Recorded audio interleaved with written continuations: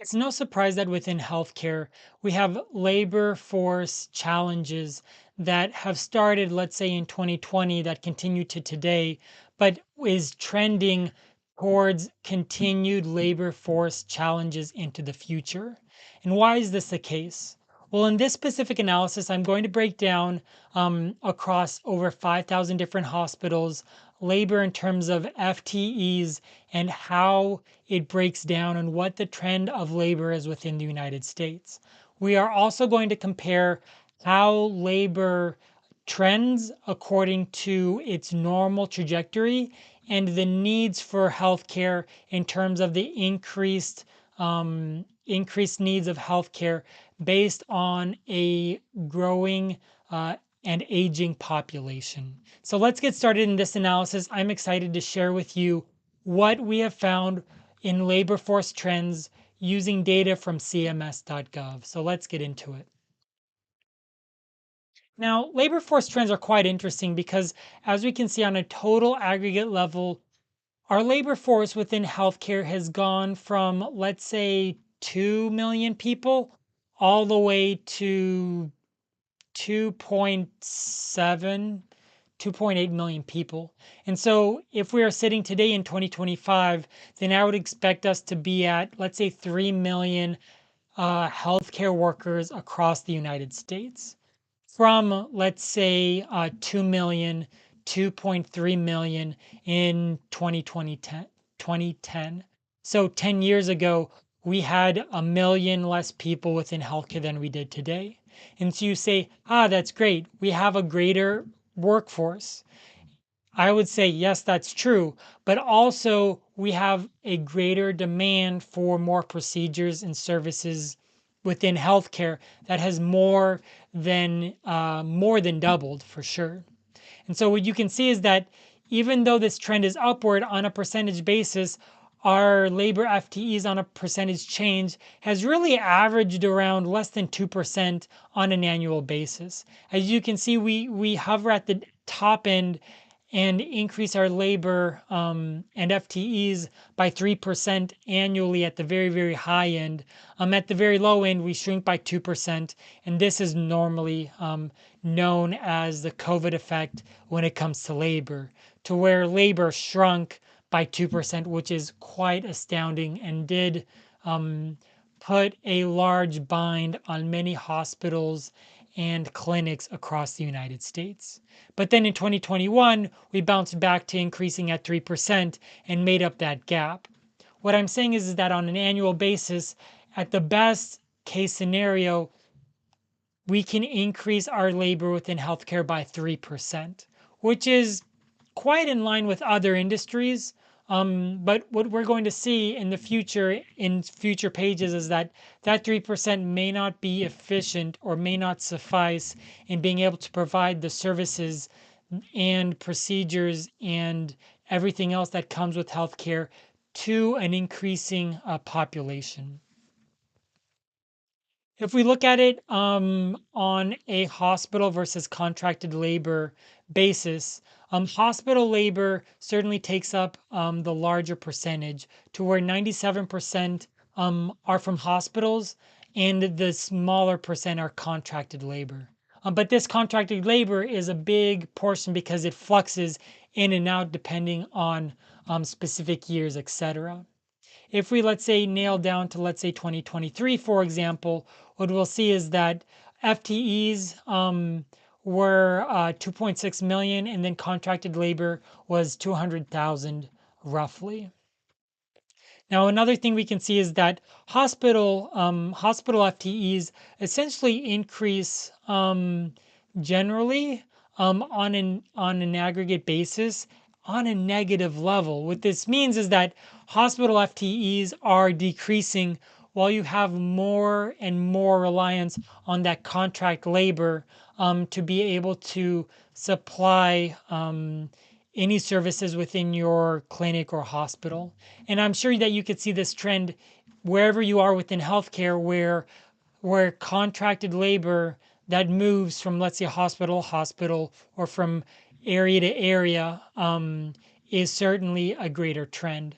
The traveling nurse is certainly one that was very, very popular in 2020 to 2021, but it increasingly is so the case that we are relying on contract labor for healthcare staff within the United States. Now, if we look at it by state, it's quite interesting because the states with the most amount of labor within healthcare is California, Texas, New York, and Florida. Now, that is no surprise, but other states that are up there are Pennsylvania, Illinois, Georgia, Virginia, and those within the DC area. What we will find is that on a state by state basis, some states increase their FTE a lot greater than others. And so, for example, California has a labor force within healthcare of about 100 of about 277,000. On the other hand, Texas has about 214,000 and has been trending upward to now take the second place um, over New York in terms of their healthcare labor force. And so before, let's say 2020, 2010, New York used to have a larger labor force, and now Texas is certainly very much catching up. And so you can see on a state by state basis where it falls and how California, Texas, New York, Florida, Pennsylvania, and Ohio are certainly the states with the highest labor force in the United States. And those are the ones that we will need to rely on in terms of educating our labor force in order to supply healthcare across the United States. They certainly have large university systems that are robust and able to provide the high level of healthcare workers and healthcare staff and physicians that we need. Another way to understand labor force within healthcare is to break it down on a discharge per FTE basis. And so for any FTE, what are the discharges associated with that FTE? And so what we can see is that total discharges across the United States trended upward all the way to 2019. It took a big dive in 2020 and then recovered all the way up to 2022. And so within the United States, we have about 70 million discharges a year across 5,000 hospitals. That is a large number. What this means is that for a population of 350 million people, 70 million people have a discharge on an annual basis within the United States. It's quite a lot. But one of the things we need to understand is we're trying to break down these discharges per FTE to understand what our discharges per FTE is. And if there are more discharges, can we gain more FTEs to supply those discharges or to be able to help in aiding these discharges in order for patients to get well and get out of the hospital or clinic? And so we can look at this on a percent change basis to where on a change basis, you have discharges that essentially increased by 1 to 2%. It dropped by nearly 9% in 2020 and then came back up to around 2% and now increased to about 5% in 2023. What this means is that we can expect net patient discharges to increase by 2 to 5% a year. And what we would need is we would need our labor force to increase by 2 to 5% a year in order to be able to track with the amount of discharges that are incurring within healthcare. But one of the things that we are seeing on a trend basis is that this is not the case, that you have less FTEs per discharge over time. And so in 2011, you had 26 discharges per FTE. And so for every one FTE that worked on a weekly basis, you had 26 discharges. If we break it down in in 2020 was a low point to where you had 24 discharges per FTE, and then it increased back to 2020 to 25 in 2023.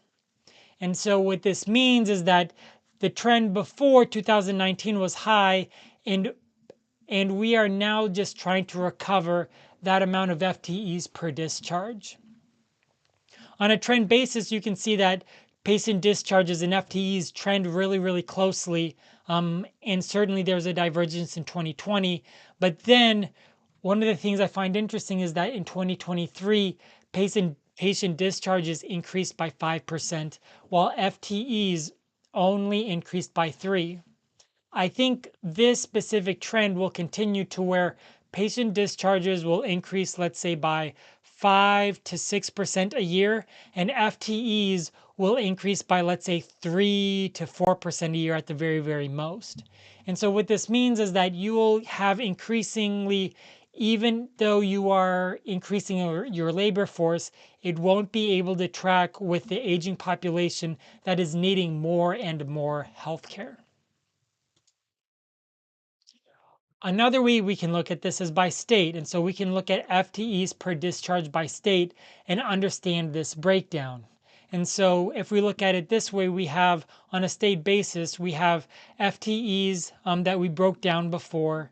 Then we have the breakdown of FTEs where you have about 3 million FTEs on any given basis, and it breaks down accordingly.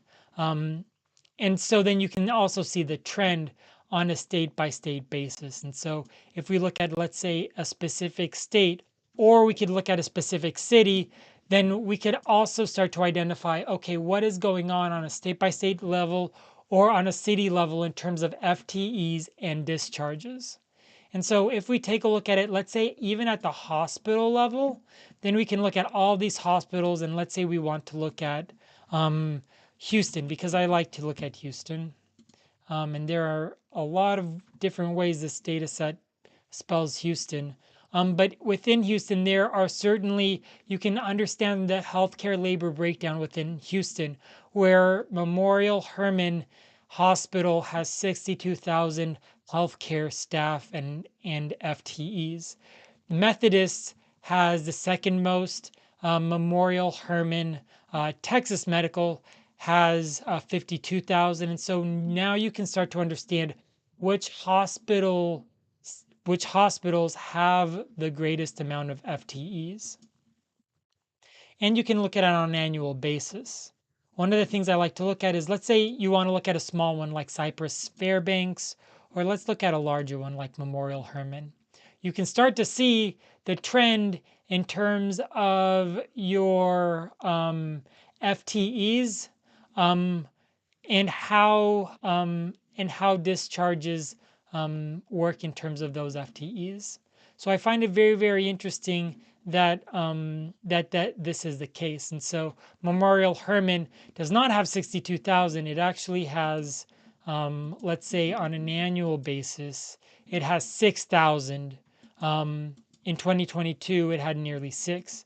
And so you can look at this and you can say, okay, this is the trend, Memorial Hermann, and then you can start to understand what that breakdown is. So I do need to fix this chart. I'll fix it. It's fine. We all make mistakes in life. But at least this can help you understand what FTEs are at, even at the hospital level, which is something that many people don't provide. If you want to look at it by city and say, okay, how many healthcare staff and healthcare workers are within my city, then you can look and say, okay, I want to look at, let's say, I want to look at another city within Texas, for example, or another city altogether. And so let's say if we want to look at Los Angeles, for example, then you can look at Los Angeles at the city level and understand that there are only 26,000 healthcare workers within the LA area.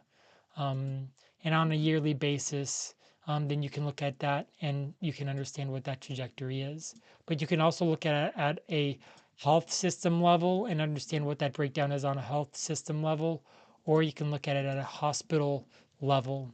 And so this specific analysis here breaks it down into a lot of um, different dimensions that can help you understand where healthcare is at the city, state, and even local level.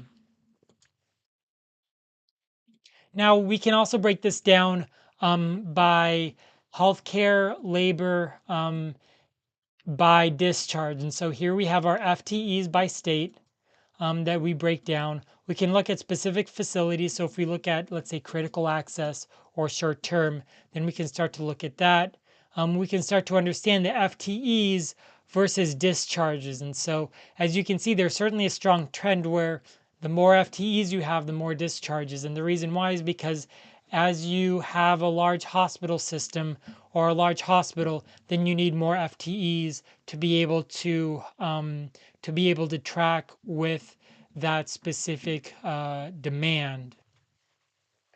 And so, as you can see, one of the things I find very interesting is that there are specific states that have higher FTEs than others, depending on that breakdown. Now, lastly, one of the things I wanted to really understand is I want to model the healthcare shortage across the United States and really understand what our shortage will be in the next, let's say, 4 to 10 years. And how can I model this in a way that makes sense? And this is the most important piece of the entire analysis because not only do we provide information on discharges and FTEs per discharge, but we also want to break down what this means in terms of a gap, in terms of a labor shortfall. And so what we can look at here is we can look at our total FTEs and then what is needed based on discharges per FTE. And so if we have higher or lower discharges per FTE, then we can start to understand what this means within healthcare. So for example, for Texas, if we have, let's say, 85,000 discharges across the board in Texas, then over time, what this means is that we will have, let's say in 6 years, a greater shortfall within healthcare. Now, that's a high amount of discharges per FTE, right? And so if we decrease this, let's say, and bring this down, for example, to a more reliable rate, or we decrease the amount of patient discharges that we expect, then we can start to understand on an aggregate level what our discharges per FTE will be. And so what this means is that in a projection of over many different years, we can start to project out what our projected FTEs will be, and then what that labor shortfall will be. And so I suspect that we will have an increased labor shortfall in the next, let's say in the next 10 years of 1 million healthcare workers. That is my base case scenario. And the reason why is because over, let's say, 10 years, what will happen is that that we will be able to track with inflation and track with specific trends in terms of healthcare workers at a rate of 2 to 3%, but we won't necessarily be able to track with the demand that we need for healthcare. Another way to look at this is that within the United States today, we have about 70 million patient discharges. And so if we increase that amount of discharges, let's say the amount of discharges on an annual basis goes from 70 million to 100 million. That's not far-fetched. And the reason why it's not far-fetched is because we will increasingly have more and more baby boomers who will need more and more procedures. And the amount of baby boomers within the United States will certainly be north of 70 million. And so if you have baby boomers who on an annual basis or every 2 years will go to the hospital and have recorded a discharge, then it is very, very possible for within the United States to achieve a patient discharge of 104,000 on an aggregate basis. And suppose discharges per FTE are, let's say, in line with the average, what we can assume is that we can have a labor shortfall of 2 million FTEs within 10 years. Now, that sounds very, very drastic, but if our patient discharges increase at a rate where we can't keep up with it in terms of discharges per FTE, then it gets out of hand very, very quickly. And that's what this analysis is trying to show.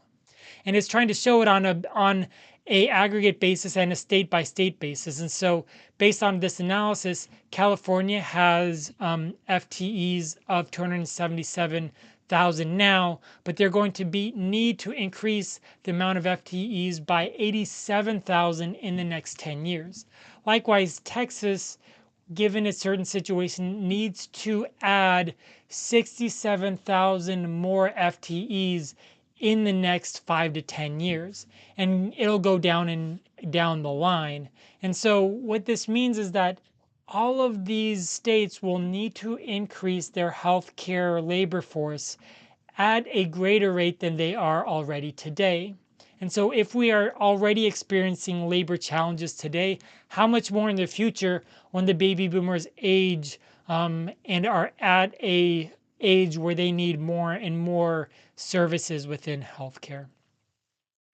I hope you enjoyed this analysis. I know that there is a lot to think about when it comes to healthcare labor, but the overall gist of this analysis is that our labor trends within healthcare are increasing, but they are not increasing at a rate that is able to supply the needs within healthcare for patients coming in.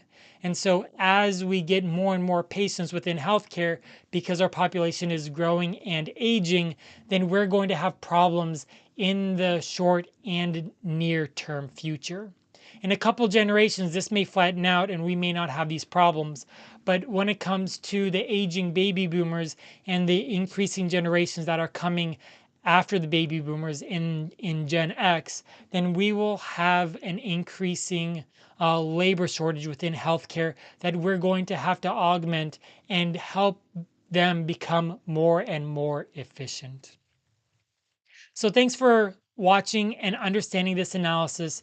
If you have any questions, then you can feel free to reach out to us on any given channel that we have, and we will comment and reply to any of those. You can go to the link below in order to access this specific dashboard, and you can also go to arcosanalytics.com/reporting, where we include all of the dashboards that we have created thus far. So thanks for watching, and I will